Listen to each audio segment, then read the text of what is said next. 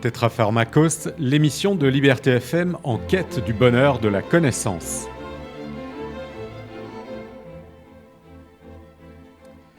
Bonjour à toutes et à tous, je suis heureux de vous retrouver ce matin pour ce nouvel épisode de Tétrapharmakos. Nous allons nous intéresser aujourd'hui à un culte à mystère qui s'est développé dans l'Empire romain. C'est une période où de nombreux cultes ont émergé et ont fleuri jusqu'à la domination chrétienne au IVe siècle qui les a finalement éradiqués.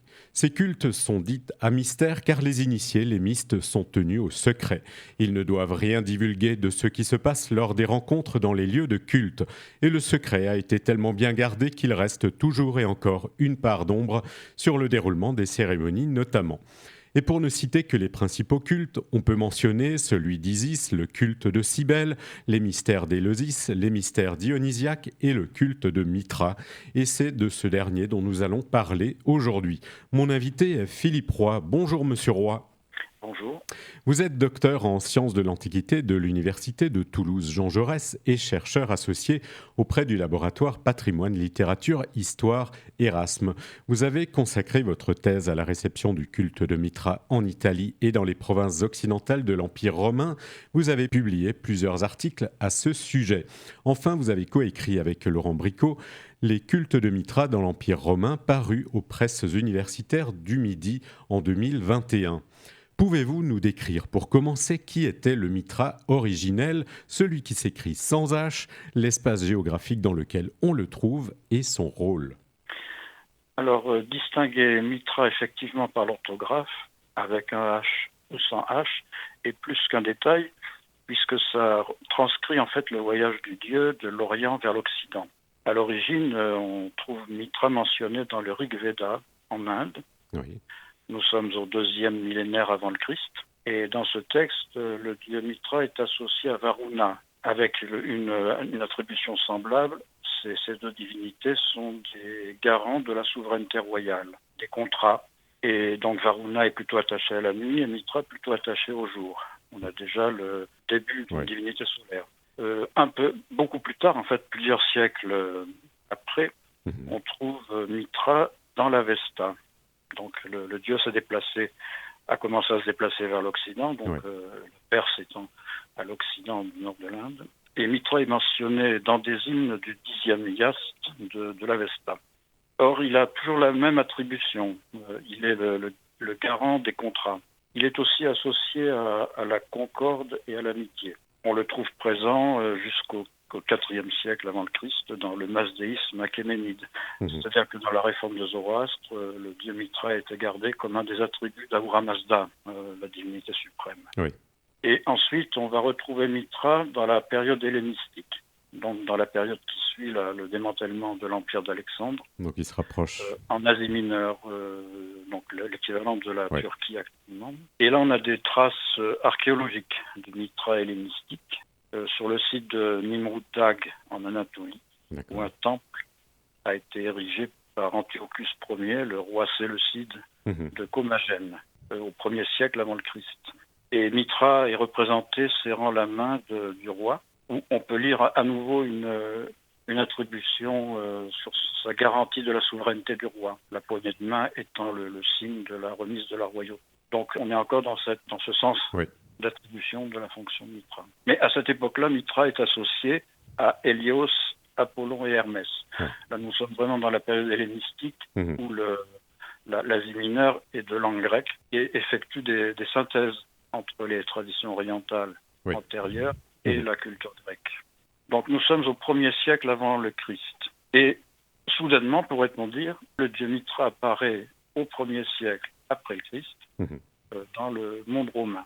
À ce moment-là, on va l'écrire avec un H, Mithra, T-H-A-R-A. Et le Mithra qui apparaît dans le monde romain devient sensiblement différent du Mithra oriental, bien que son origine perse soit quand même reconnue dans son costume. On y reviendra après. Oui. Il apparaît à Rome à la fin du 1er siècle et sur les frontières de Germanie et correspondant au retour de légions d'Asie mineure après la conquête de la Commagène par Corbulon. Donc là, c'est une première piste qui a retenu les historiens pour retracer le cheminement du dieu. Voilà. Alors, comment est-ce qu'il est arrivé jusqu'en Italie? Est-ce qu'on le sait? On a quelques écrits. Il serait arrivé avec des pirates. Alors oui, là, nous sommes vraiment dans la partie la plus opaque de la Oui. recherche sur ce culte. Mhm. C'est un des deux domaines où les historiens sont toujours en recherche et en discussion, Ouais. parce Mhm. qu'il y a plusieurs théories. On n'a trouvé pour l'instant aucune filière assurément documentée pour décrire le passage de ce dieu de Mhm. l'Asie mineure au monde romain. La référence aux pirates vient de Plutarque. Je dois préciser que nous n'avons que très peu de sources documentaires écrites Ouais. de culte. Eh Et oui. l'une d'elles est celle de mentionnée par Plutarque Mhm. dans la vie de Pompée, Oui. où il raconte que Pompée a soumis les pirates donc, qui opéraient au large de l'Asie mineure, et que ces pirates auraient célébré un culte dans des grottes, Ouais. dans leur lieu de mouillage, mais sans préciser le contenu du culte en question. Oui. Seulement la question des grottes rappelle ce qu'on verra plus tard Mhm. sur ce qu'était le culte de Mithra. Et les pirates vaincus ont été déportés dans les Pouilles, dans le Mhm. sud de l'Italie, Oui. un site où nous ne trouvons aucune Mhm. trace du Oui. culte romain de Mithra, par contre. Mhm. Donc cette piste de Plutarque semble faible. Elle a été écartée par les recherches les plus récentes, en fait. D'accord. Et En alors? matière de références écrites, nous avons aussi un poème de Stas Mhm. qui évoque l'initiation de Néron, de Oui. l'empereur Néron, Mhm. au mystère de Mithra. Mais Oui. c'est quelque chose de très ténu. Il y a quand même une allusion au sacrifice du taureau. Voilà, c'est tout ce que nous avons comme élément Mhm. écrit. Le reste étant laissé par l'archéologie. Nous avons aussi cette piste de la transmission militaire. Oui. Comme les premières inscriptions au dieu Mithra se trouvent en Pannonie et en Germanie, dont l'une des inscriptions a été laissée par un centurion, Mhm. Varus. On a supposé que le culte avait pu être amené, donc déjà formé en Asie mineure, avait Mhm. pu être amené sur la frontière nord-est de l'Empire. Oui. On a aussi une apparition des premières inscriptions à Rome, Mhm. mais là, dans un contexte non militaire. La première inscription date de la fin du 1er siècle et c'est un esclave D'accord. impérial qui Mhm. l'a laissé. Alors, il nous reste à peu près 1000 sources écrites, épigraphiques. Et en fait, 10% seulement de ces textes concernent des militaires. Et c'est ce qui remet effectivement la thèse en cause de la transmission massive par les militaires, comme on a pu le croire notamment, comme a pu le croire l'historien Franz Cumont, non? Oui, alors ça c'était précisément l'objet de mon travail. Nous avons en fait, oui, à peu près 1000 inscriptions partielles ou complètes Oui. au dieu Mithra. Mhm. L'avantage avec les militaires, c'est qu'eux mettent dans leur inscription mettent toujours leur fonction, Oui. leur grade, Mhm. ce qui fait que toutes Oui. les inscriptions laissées par des militaires Mhm. sont connues comme telles. Et effectivement, c'est 10 à 15% de la somme Mhm. des inscriptions complètes Oui. qui peuvent être attribuées à des militaires. Mhm. Ce qui rend la présence des soldats assez minoritaire sur l'ensemble. Jusqu'aux années 2000, à peu près, on considérait que le culte avait été véhiculé Eh oui. par l'armée. Le travail que j'ai effectué ne remet pas en cause la transmission éventuelle D'accord. du culte par Mhm. l'armée, Oui. mais Oui. après son expansion et sa diffusion, ne Mhm. relève pas de manière principale de l'armée. Oui, parce que on le retrouve quand même fortement aux frontières justement de l'Empire, C'est exact, oui. là où les garnisons étaient établies. Oui, mais là, on entre donc dans une caractéristique de la gestion des frontières par les Romains, Mhm. c'est que partout où s'installent des légions, se construisent des villes Mhm. et Ouais. des vicus civils, Eh oui. et qui drainent une population vraiment très importante de fonctionnaires, de marchands, de paysans, Eh puisque oui. les terres en Germanie, par exemple, Mhm. les terres proches de la limite vont être mises en culture par les Romains pour pouvoir alimenter l'armée, ce qui allège le processus de transport des nourritures, etc. Mhm. Donc partout où l'armée est présente, un nombre important de civils est aussi présent. Et donc, Et d'ailleurs, dans des inscriptions, sur les frontières, on peut trouver quelques civils qui se mentionnent dans leurs fonctions, soit fonctionnaires, soit esclaves d'administrateurs D'accord. ou marchands. D'accord. Alors, il faut qu'on décrive un peu. Alors, ces lieux de culte, les mitréums, on en trouve justement partout. On en trouve énormément. D'ailleurs, on dit que chaque année, on en trouve au moins un. Et on les identifie très rapidement. Dans votre livre, vous expliquez que lorsque les fouilles mettent à jour un mitréum, on sait tout de suite que c'est un mitréum parce qu'il a une forme caractéristique, contrairement à un temple où on ne sait pas s'il n'y a pas de statue ou d'inscription, on ne sait pas à qui il était dédié. Or, les mitréums ont une forme bien particulière parce qu'ils sont enterrés ou semi-enterrés et on les reconnaît tout de suite. Alors c'est exact, on les reconnaît tout de suite d'abord par ce caractère de souterrain, Mmh. parce qu'aucun temple, à part les cryptes chrétiennes qui Oui. viendront un peu plus tard, aucun temple de la culture gréco-romaine Mmh. n'est constitué de cette manière-là. Oui. Ce qui rend le mitréum très difficile à trouver d'ailleurs, parce que souvent la plupart des mitréums qui ont été exhumés l'ont été au cours des fouilles qui concernaient quelque chose de tout à fait différent. On ne cherche pas de mitréum en fait, hein. On le Oui. trouve presque par hasard D'accord. Ouais. et avec beaucoup de chance. Alors Mhm. vous aviez raison de dire qu'il y en a partout dans l'Empire romain, Mhm. il y en a à peu près partout, mais dans des proportions différentes. Ouais. Il y a des zones où ils sont beaucoup plus concentrés, Mhm. comme vous l'avez dit tout à l'heure, sur les Oui. frontières de Germanie et du Danube. Par exemple, on en trouve très très très peu en Grèce, en Ouais. Grèce même, D'accord. et dans les provinces de culture grecque, beaucoup moins qu'en Occident. La majeure partie se trouve en Italie, à Rome. On en trouve en Afrique aussi, jusqu'en Écosse, enfin jusqu'aux Oui. limites nord de Oui. l'Empire et jusqu'à la limite avec l'Empire parthe, au sud-oriental. Alors, qui est ce dieu, justement, qu'on vénère dans ces mitréums? Quelle forme a-t-il pris lorsqu'il est Ah, dans l'Empire romain? alors le Mitra romain est Deus Invictus Mitra, Mhm. l'invincible dieu Mitra. Oui. C'est son nom quasiment officiel qui en Mhm. fait véritablement un dieu romain.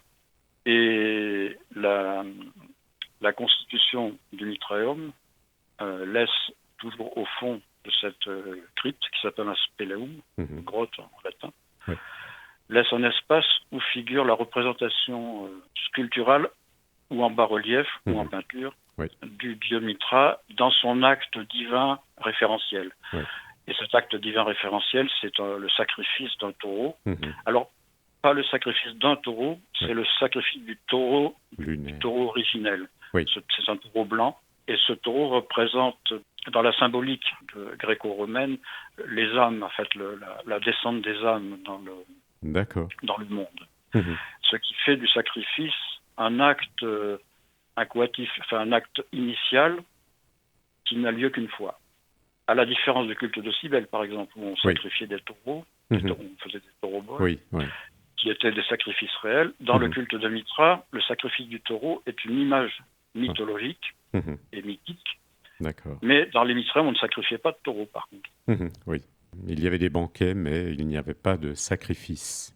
Alors s'il y avait des sacrifices, mais Pas de de taureau. volailles, Oui. de porcs, de petits animaux, en fait. Mhm. Mhm. La taille d'un Mitraeum étant assez réduite, on imagine, de toute façon, quand on a visité les Mitréums, Ouais. on imagine mal un sacrifice de taureau Oui. dans un espace pareil. Mhm. Ils sont trop petits en fait, parce que ça c'est aussi une caractéristique. Ces mitréums sont faits pour une quinzaine, une vingtaine d'initiés. Oui, les plus grands qu'on connaisse en Espagne et en Germanie pouvaient accueillir 30 personnes. On D'accord. ne connaît aucun mitréum dans l'archéologie actuelle qui soit suffisamment grand pour en accueillir davantage. Et on en a des très petits qui sont faits pour une dizaine de personnes, guère plus. D'accord. Ce qui signifie que c'était un culte de communauté, des petites communautés de gens qui se connaissaient entre eux, Oui. célébraient les rites ensemble, Mhm. et si la communauté s'accroissait, eh bien on allait fonder d'autres mitréums ailleurs pour D'accord. rester dans un système de petites communautés qui étaient en lien les unes avec les autres. Mhm. Communauté exclusivement masculine. Oui, il s'agit d'un culte masculin. C'est un élément important à opposer à la théorie de Renan. La moitié de l'humanité donc était exclue de ce culte-là. Oui. Quand on en connaît les caractéristiques à travers l'iconographie, on comprend qu'il s'agit véritablement d'un culte initiatique très viril. On n'imagine pas les femmes avoir appétit à ce genre de culte. D'accord. Mais l'interdiction on n'a pas de texte de justification de cette interdiction. Mais a priori, on voit que le culte est très très masculin. Alors, il faut revenir à une chose que vous avez dite à l'instant, c'est le sacrifice de ce taureau qui est une symbolique de l'âme. Donc, c'est un culte du salut de l'âme, ou comment est-ce qu'on peut interpréter ça? Alors là, on entre dans une petite difficulté. D'accord. Quand nous considérons que nous sommes des Européens qui viennent après 2000 ans de christianisme, bien sûr, et qui ont donc des représentations sur l'âme, sur le salut de l'âme, sur la vie post-mortem, qui sont complètement formées par nos 2000 ans de christianisme. Et quand on aborde donc un culte antique, pré-chrétien, qui va toucher à des notions comparables, on doit savoir que nous sommes dans des représentations complètement différentes quand même. L'âme du Mithriax reste très proche de la conception grecque. Il s'agit d'une énergie vitale, dont on ne sait pas en fait si elle a une vie post-mortem ou pas, mais dont elle a une destinée potentielle de divinisation. Si je pouvais résumer le plus simplement possible les choses, ce serait ça. Et donc l'âme symbolisée par le taureau blanc, c'est cette puissance spirituelle qui appartient aux hommes, donc en l'occurrence, qui sont capables de suivre l'exemple du Dieu et d'arriver à une apothéose. De progresser, parce qu'on va le voir peut-être tout de suite, les différents stades de l'initiation. Voilà, donc ce qui illustre ce processus, ce sont les grades, les fameux grades du culte de Mithra, dont on a trouvé des traces iconographiques et épigraphiques. Alors on a, à travers le Mitrium de Félicissimus, par exemple, à Ostie, le port de Rome, on a une mosaïque de sol d'un Mitrium qui représente cette échelle graduée. Donc on compte 7 grades. La référence à ces grades existe aussi quelquefois dans l'épigraphie, mais assez peu. Ce qu'on ne sait pas, c'est si les 7 grades ont été présents dès le début, dès le 1er siècle, ou si c'est une élaboration qui s'est faite en cours de temps. Parce que la plupart des inscriptions qui se réfèrent aux grades n'en citent que 3. Le premier est le corbeau, le lion et le père, qui est le chef de communauté. Alors si vous voulez, on peut détailler les 7 grades qui sont exprimés sur la mosaïque de Félicissimus. Alors le premier, qui est confirmé par l'épigraphie, c'est le corbeau. Donc ça correspondrait grosso modo à l'entrée dans la communauté, la réception dans la communauté par les autres membres. Et le corbeau, donc chaque grade a un attribut, un objet qui lui sert d'attribut, et une divinité tutélaire. Donc le corbeau, on lui attribue le caducée de Mercure, puisque Mercure est sa divinité tutélaire, donc c'est un messager. Et l'objet qui est attaché, c'est le vase en C, un vase ou un gobelet. Et il s'avérerait que le corbeau, le plus petit des grades, était celui qui servait les autres mystes au cours des cérémonies. Le grade suivant s'appelle le fiancé. Alors là, le nymphus. Nymphus, c'est un barbarisme. En latin, d'habitude, c'est la fiancée au féminin. Et on a inventé un mot masculin pour le nymphus. Le fiancé étant représenté avec un voile sur la tête. Vénus, la déesse Vénus, et sa divinité tutélaire. Et il porte une lampe. On suppose que donc les fiancés dans les rites communautaires étaient chargés de l'éclairage, puisque l'éclairage, comme on est dans une grotte, l'éclairage occupe une place très importante et symbolique également. Donc le fiancé reçoit la lumière. Après, on a le soldat. Donc tout de suite après cette espèce de masculinisation d'un grade féminin, on a le soldat qui est caractérisé par une lance et bien sûr attribué à Mars. Il porte un casque et un sac de soldat. Le 4e grade, c'est le lion. Lui, il est associé au feu. On lui attribue une pelle à feu. Et le foudre de Jupiter, sa divinité tutélaire. Et on suppose que c'est lui qui s'occupait des foyers pendant les cérémonies. D'accord. Le lion est très souvent noté dans l'épigraphie. On a même un exemple en Italie d'un sanctuaire qui est appelé un Léontéum. Okay. Pas Mitréum, mais Léontéum. Ah oui. Ce qui voudrait dire le temple des lions. Alors, on suppose donc que le lion est l'initié de plein droit. Et que de grades précédents sont des préparations. Et le véritable myste mitriaque est un lion. D'accord. Après, on a le perse. Alors là, une allusion aux origines. C'est une des rares allusions aux origines perses avec le costume de Mitra. D'accord. Lui, il porte un glaive à la lame courbée, oui. qui est associé à la lune et qui est sa divinité tutélaire. Oui. Et on lui attribue la faux du moissonneur aussi. Donc là, on a la référence à un culte agraire, parce que par la mythologie mitriaque, le côté agraire est aussi important. D'accord. Après, l'héliodrome 6e grade, messager du soleil, lui qui est associé au soleil, donc à Sol, avec une couronne radiée, et on lui attribue le fouet du dieu solaire. Okay. Et enfin, le 7e, c'est le père, le chef de la communauté, lui qui porte un bonnet phrysien, comme Mitra, et qui est associé à Saturne. D'accord. Avec un bâton de commandement. Et voilà, donc, en résumé, un peu cette physionomie des grades que chaque myste parcourait au cours d'un temps qui n'est pas déterminé d'ailleurs. Et on normalement arrivé au stade de père. Et on ne sait pas exactement quelles étaient les tâches à accomplir pour progresser dans ces différents grades, en fait. Alors non, ça on ne peut pas le savoir. Par contre, nous avons quelques représentations iconographiques sur des vases, sur des bas-reliefs qui montrent, et à ce niveau-là, on a le mitréum de Capoue, à Capua-Ouétéré, la ville actuelle de Capoue, qui est un mitréum dont les banquettes latérales sur lesquelles les mystes s'installaient pour le repas sacrificiel sont parcourues par des peintures qui représentent des scènes d'initiation. D'accord. C'est vraiment un document exceptionnel, alors qui ne nous explique pas, parce que ce sont des images sans parole, qui ne nous explique pas le sens et le but de ces cérémonies, mais on voit tout à fait les scènes où on trouve 3 personnages, donc l'initié, le mystagogue, celui qui l'enseigne, et le père, probablement celui qui est le père, qui est assis face à lui et qui dirige le rituel. Et on voit donc l'initié dans des situations assez compliquées. Il est nu, les mains attachées dans le dos, les yeux masqués, doit subir des épreuves. C'est là que je parlais d'aspect viril de la progression initiatique. Ce sont des épreuves donc on peut en conclure que le myste devait affronter la douleur, la peur, en fait des schémas classiques des processus d'initiation. Oui, d'accord. D'ailleurs, un père de l'Église décrit une de ces scènes, non ? Alors Tertullien, c'est le théologien chrétien qui avait le plus d'informations, d'informations fiables sur le culte de Mitra, probablement parce que son père, qui avait été militaire, avait sinon été lui-même mitriaque, du moins avait côtoyé des gens qui l'étaient. Donc Tertullien a quelques données qui sont fiables et il nous décrit l'initiation du soldat, du milès. Par contre, en bon chrétien, il critique tous ces rites en disant que ce sont des rites diaboliques qui visaient à imiter les rites chrétiens. Parce qu'on a quelque chose qui ressemble au baptême, par exemple.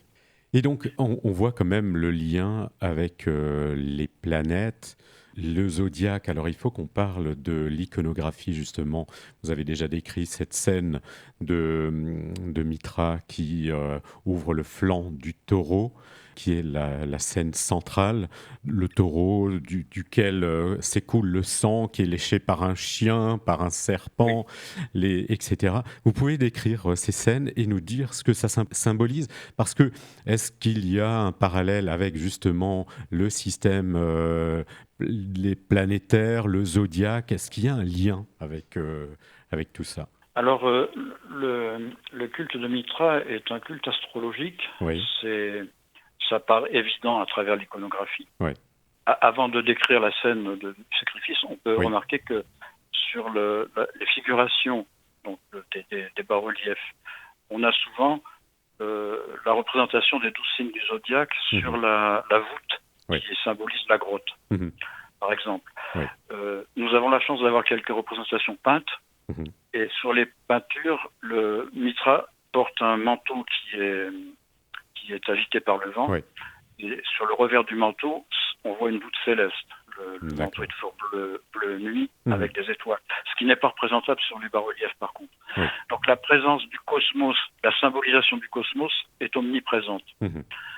Après, sur donc le sacrifice lui-même, c'est vraiment ce qui nous donne en fait la base de nos informations les plus fiables. Donc il faut redire que Mitra donc, est vêtu d'un costume oriental, d'un costume perse, portant un bonnet phrygien, une tunique et des pantalons caractéristiques. Donc ça c'est un des héritages de son passé persique, disons.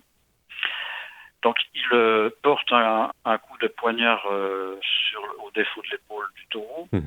Le sang s'écoule. Et donc il est entouré d'un certain type d'animaux. Le chien. Alors le chien c'est intéressant puisque là nous entrons vraiment dans un culte romain. Le chien qui vient lécher la plaie porte un collier. C'est donc un compagnon de l'homme, un compagnon de Mitra.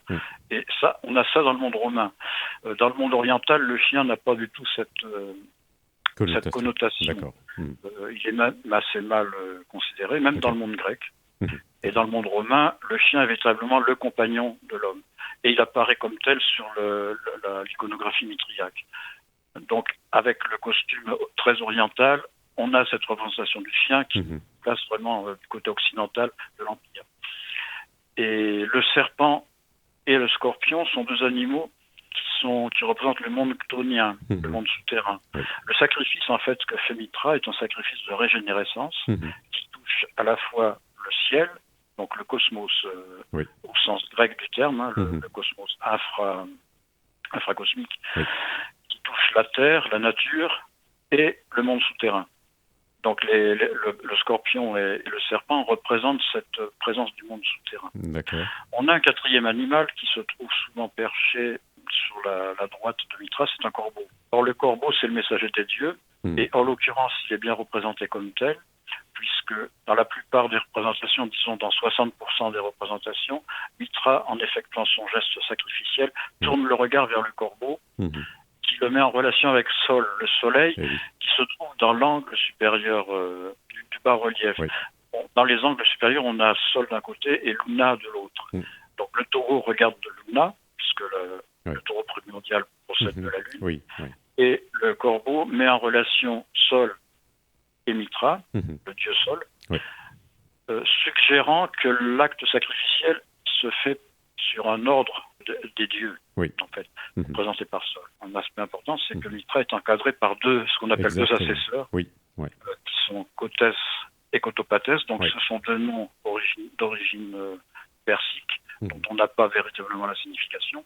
Mais les Romains ont gardé ces deux noms propres, de Cotès et Cotopatès, pour les deux assesseurs, qui sont eux aussi vêtus comme Mitra d'un costume oriental. Et l'un d'eux, Cotès, tient une torche levée, c'est le lever du soleil, c'est le jour. Et l'autre, Cotopatès, tient une torche abaissée vers le sol, qui représente le coucher du soleil et la nuit. D'ailleurs, Cotopatès est parfois accompagné d'une chouette, un animal nocturne, et Cotès d'un coq, qui est l'animal qui célèbre le lever du soleil. Donc toutes ces références tournent autour du cosmos de manière indéniable, mais le cosmos conçu dans le monde gréco-romain, avant le christianisme.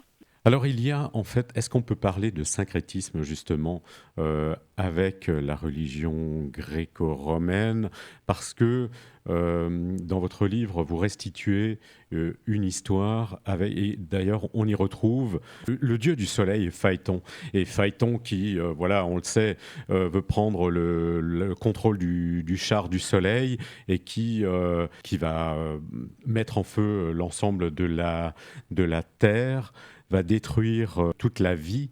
Et en fait, justement, on fait surgir Mitra d'une pierre avec un glaive et une torche à la main pour sauver ou pour faire renaître cette vie, la vie. Oui, alors là, vous faites allusion à un récit, en fait, dont on a pu reconstituer les différentes phases sur des bas-reliefs qu'on appelle historiés. C'est-à-dire et on les trouve surtout en Germanie, un peu dans le nord de la Gaule, et en Italie.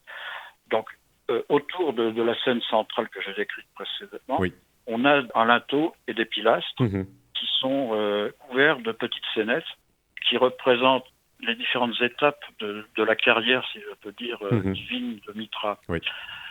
Or, on ne parlera pas de sacrétisme avec la religion gréco-romaine, mais d'une adaptation. Le culte de Mitra a été construit soit à Rome, soit en Asie mineure, dans un contexte romain, mais comme c'est un dieu étranger à l'origine, il a été intégré dans la mythologie gréco-romaine. Donc effectivement, dans les premières étapes du parcours divin de Mitra, on va représenter les dieux tutélaires. Donc la présence de Zeus, de Saturne, des moires, etc. Et Mitra est un dieu qui a une naissance, qui a un commencement. Effectivement, la représentation de la naissance de Mitra pétrogène, Mitra qui naît d'une pierre, fait partie des représentations très courantes qu'on trouve soit sur les reliefs centraux, soit en statue indépendante dans les mitréums. Et donc cette naissance, effectivement, avec une torche et un poignard, le poignard étant celui qui servira au sacrifice, la torche étant la torche du porteur de lumière. Et au départ, donc Mitra intervient dans le monde mythologique gréco-romain comme un nouveau venu, mais qui se retrouve à devoir accomplir une mission. Sa mission, c'est de régénérer la terre, la nature et l'humanité. Alors, on y greffe le mythe de Phaéton, effectivement, qui est représenté sur une très belle représentation dans un mitréum en Germanie. Donc Phaéton, c'est le fils de Sol, d'Hélios pour les Grecs, qui a ardemment le désir de pouvoir conduire le char de son père. Son père étant tout à fait retort à cette idée, parce que le jeune Phaéton n'a pas l'autorité. Et donc, dans le mythe, quand à un moment donné où Hélios Sol tourne la tête ailleurs, disons, il s'empare du char pour faire la course du soleil que nous connaissons. Et comme il n'a évidemment pas la maîtrise, il fait des bêtises, le char du soleil tombe sur Terre et détruit toute la nature. Donc ça, c'est l'évocation mythologique d'un âge de destruction, de dégénérescence. Et on greffe la venue de Mitra à ce moment-là pour régénérer tout ce qui a été détruit. Et c'est pour ça que de dieu solaire, Mitra passe aussi au rôle de dieu des sources, puisqu'un de ses premiers actes de Dieu, c'est de faire naître une source, la source régénérant la végétation. Et voilà, donc là on est dans la représentation très précise donnée par ces scénettes qui entourent les scènes rituelles. Après, donc on aura le Mitra va partir à la poursuite du taureau, va capturer le taureau, va le transporter dans la grotte du sacrifice, le sacrifie, et à partir de là, son statut change. On voit que alors qu'il agissait au départ sans doute sur les ordres de Sol, donc Sol c'est le dieu soleil infracosmique, le soleil physique. À partir de ce moment-là, Mitra semble acquérir une autorité supérieure à celle de Sol, donc il devient un peu le soleil spirituel, le soleil supracosmique. Et donc il y a une espèce d'affrontement entre Sol et Mitra, au cours duquel Sol s'agenouille devant Mitra et Mitra lui remet sa couronne à nouveau sur la tête, ce qui fait qu'on en déduit que Sol est conforté dans son rôle de soleil physique, alors que Mitra lui accède au statut de soleil spirituel. Et à la fin, les deux partent sur le char de Sol, Mitra partant dans les zones célestes, en fait. Voilà ce qu'on peut reconstituer du mythe de Mitra, celle qu'il apparaît dans l'iconographie. Et la réconciliation est célébrée par un banquet. Alors voilà, donc les scènes montrent qu'après cette cérémonie, où en fait on voit Sol agenouillé devant Mitra, comme dans les représentations des rites d'initiation, le myste est agenouillé devant le père de la communauté. On voit qu'il y a des parallèles entre la mythologie et la reconstruction du parcours personnel des initiés. Donc cette concorde entre les deux soleils, disons, se traduit par un banquet où on mange le taureau qui a été sacrifié. Et donc le rite, la cérémonie centrale du culte de Mitra Mhm. pour les initiés, c'est de partager un repas solennel, alors, où je répète, on ne sacrifiait pas de taureau, hein, Oui. mais la plupart du temps, ce sont des volailles Mhm. ou des porcs. D'accord. Et donc, ce banquet des initiés marque la concorde entre le ciel et la Oui. terre, si vous voulez. Mhm. Encore qu'il faut se méfier de ce genre d'expression, parce qu'elle est trop proche de nos représentations post-chrétiennes. D'accord. Et donc Mitra devient le soleil invaincu. C'est à ce moment-là qu'il Oui. est dénommé ainsi, non? Oui, c'est à partir de là qu'il est oui, Mitra Invictus. Oui. D'accord. Là, son nom officiel devient Sol Mitra Invictus, le dieu soleil invincible. Oui. Et alors, la date du 25 décembre, est-ce que c'est une réalité ou c'est un mythe? La Alors non, célébration? Ouais. c'est les deux. D'accord. En fait, donc au cours du IIIe siècle, Oui. alors précisons que le culte de Mitra donc s'étend la fin du le culte de Mitra dans l'Empire romain Oui. s'étend de la fin du 1er siècle jusqu'au 4e, Oui. quand tous les cultes païens vont C'est ça. disparaître. Mhm. Donc au 3e siècle, on constate qu'il y a une évolution de la mentalité des citoyens D'accord. qui développe une religiosité plus monothéiste en fait. Oui. D'accord. Le christianisme n'est pas la seule religion à tendre, enfin Oui. le christianisme ne tend pas, l'a instauré, Oui. mais la religiosité populaire tendait vers le monothéisme. Mhm. Et donc Aurélien, en 275, si ma Oui. mémoire est bonne, a instauré le culte de Sol. Mhm. Donc là, on D'accord. revient au sol traditionnel. Mhm. Et dans ce culte qui a été construit à cette époque-là, on a dit que le soleil naissait le 25 décembre. D'accord. Ce qui correspond grosso modo au solstice. Hein, Oui. avec Mhm. Dans le calendrier de l'époque. Mais Ouais. c'est une confusion des chrétiens, Mhm. Ok. de cette époque-là, Oui. qui a D'accord. pu penser que le 25 décembre était la date de la naissance de l'autre Sol, qui est Mhm. Mitra. Oui. D'accord. Et Aurélien avait instauré le culte de Sol comme culte officiel à Rome. Mhm. Ok. D'accord. Et à cause de cette officialisation, les chrétiens, eux, ont décidé de porter la naissance de Jésus le 25 décembre. Mhm. Là D'accord. où on a le phénomène de recouvrement, Mhm. puisque dans l'exégèse, on sait que Jésus n'est pas né le 25 décembre. Oui. Bah oui, bien sûr. Eh oui. Il est né au mois de juin, a priori. D'accord.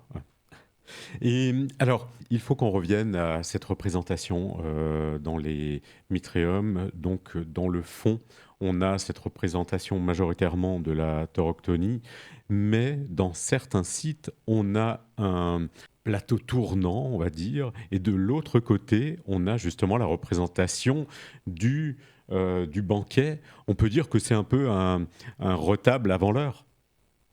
Oui, on peut dire ça. On a en fait quelques exemples. Alors, ces exemples-là sont tous localisés en Germanie, D'accord. où effectivement le panneau pivote. Oui. Donc, le panneau est sculpté sur les deux faces Mhm. et pivote.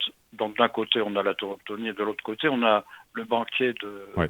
de Sol et Mitra, à une exception près, c'est qu'à Diebourg, dans le Mitréum de Diebourg, Mhm. une petite ville d'Allemagne, D'accord.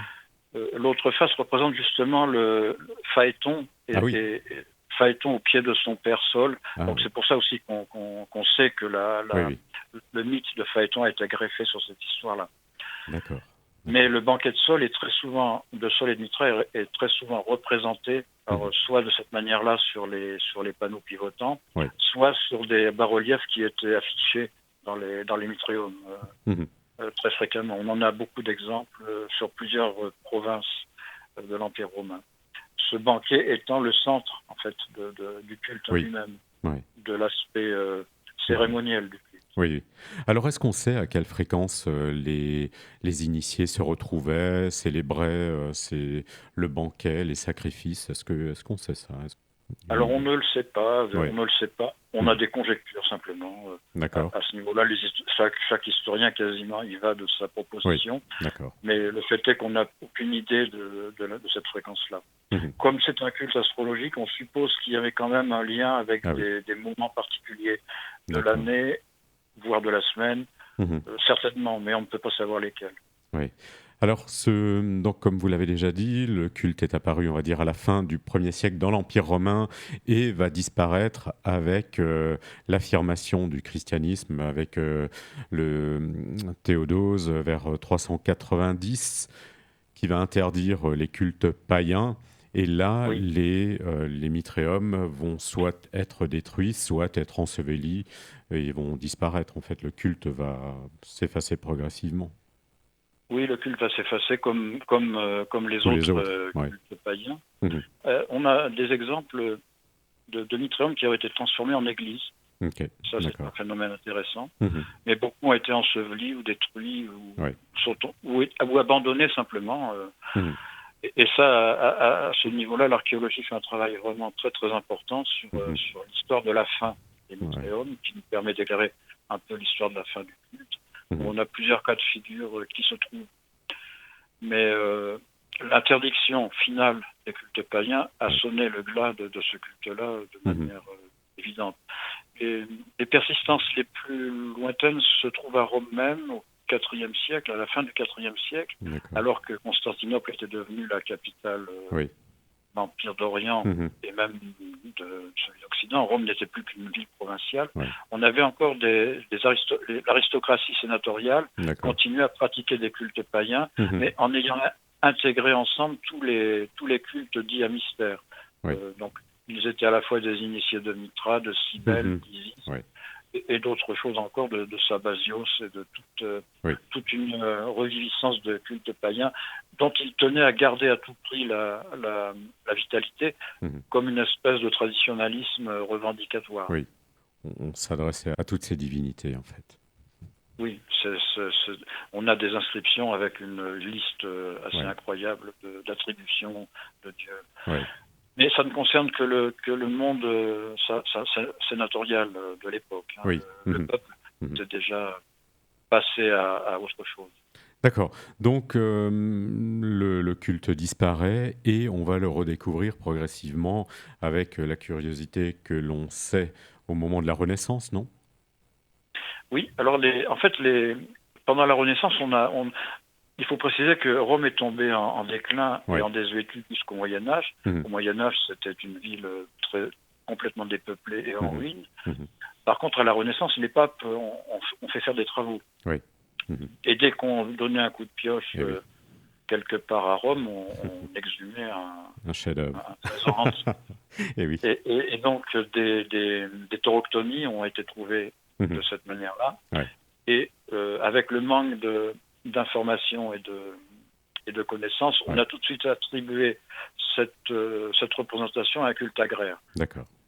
Et c'est seulement au XIXe siècle que, après les travaux d'un archéologue danois qui s'appelle Jürgen Zoëga, qui a publié toute la somme des représentations iconographiques connues à son époque, donc tout début du XIXe siècle. Il a publié donc là une somme complète sous forme de dessin de l'iconographie connue. Et à partir de là, on s'est intéressé à ce culte-là. Et très vite, un historien allemand qui s'appelle Kreutzer, dans les années 1830, a conclu au culte solaire. Et après Mommsen, les Allemands, en fait, les grands historiens allemands, ont commencé à réunir toutes les traces épigraphiques, les références littéraires, etc., pour commencer à avoir du culte de Mithra une idée un peu plus juste, jusqu'à Franz Cumont, donc le savant belge, à la fin du XIXe siècle, qui est devenu le grand spécialiste incontesté jusqu'à la fin du XXe siècle, à peu près, du culte de Mithra. Et Ernest Renan également, qui va prononcer une phrase célèbre, qui va dire que si le christianisme eût été arrêté dans sa croissance par quelques maladies mortelles, le monde eût été mitraïste. Alors qu'est-ce qu'il en est? Alors il en est que Renan se trompait quand même largement. D'accord. Mais à son époque, dans le contexte dans lequel il était, avec les connaissances et les documents dont on disposait, on pouvait le penser, puisque le culte de Mithra semble avoir été comme une espèce de... Alors, je vais pas employer le terme de virus, mais c'est propagé très rapidement et partout. Donc, ça pouvait donner l'impression que c'était un culte qui allait... qui était présent partout. Voilà, s'installer.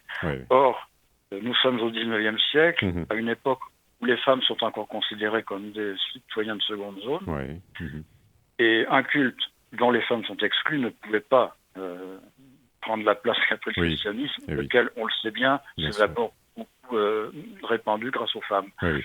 Mhm. Et aux esclaves, bon, mais les esclaves, on les trouve aussi chez Mitra. Ouais. Mais l'idée de Renan ne tient pas Mhm. dans D'accord. la réalité sociologique Ouais. de cette époque, Mhm.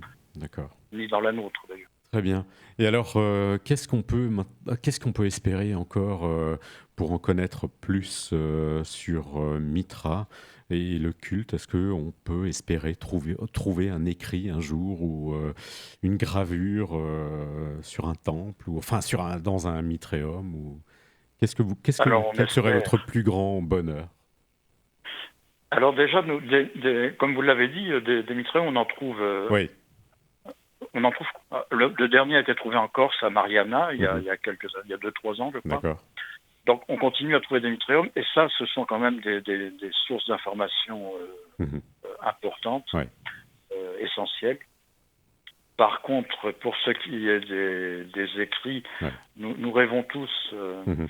Alors pas d'écrits mitriaques parce que les initiés de Mitra Eh oui. n'écrivaient pas, a priori. Eh oui. Ça, il n'y a jamais fait mention nulle part de texte originaire. Mhm. Mais par exemple, Porphyre, qui est un néoplatonicien du IIIe siècle, qui a écrit sur le culte de Mitra, s'inspirait de textes d'un certain Numénius. Je ne me souviens plus le nom de l'autre. Et par exemple, on aimerait un jour pouvoir retrouver ces textes-là, comme on a retrouvé de manière tout à fait hasardeuse, je ne sais pas, les pensées de Marc Aurèle, par exemple, ou à la Renaissance. Personne ne connaissait l'existence, et puis sa correspondance aussi a été trouvée au XIXe siècle. Voilà, on aimerait qu'un jour ce genre de choses puisse arriver, mais c'est le rêve des historiens, ça. Oui, bien sûr. On ne peut absolument pas tabler là-dessus. Oui. Et se contenter de ce que l'archéologie nous offre pour l'instant. Très bien. Eh bien, merci beaucoup, Monsieur Roy, pour tous ces éclairages quant au culte de Mitra. C'était absolument limpide et nos auditeurs, je pense, ont pu découvrir, grâce à vous, qui était Mitra et le culte afférent. Merci beaucoup. Avec grand plaisir. Et dans le prochain épisode, nous resterons au 1er siècle de notre ère avec une figure mi-légendaire, mi-historique qui a cheminé jusqu'en Inde en passant par Babylone et séjournant à Rome. C'était un grand sage, un guérisseur qui pratiquait son art dans les Asclépions. Les pères de l'Église l'ont également dénigré car ils voyaient en lui une autre concurrence directe à Jésus. Il s'agit d'Apollonios de Tyane. En attendant, vous pouvez réécouter cet épisode en podcast ainsi que les épisodes précédents en vous rendant sur le site de Liberté FM. Excellente journée à toutes et à tous et à très bientôt. Merci beaucoup, Monsieur Roy. Merci à vous.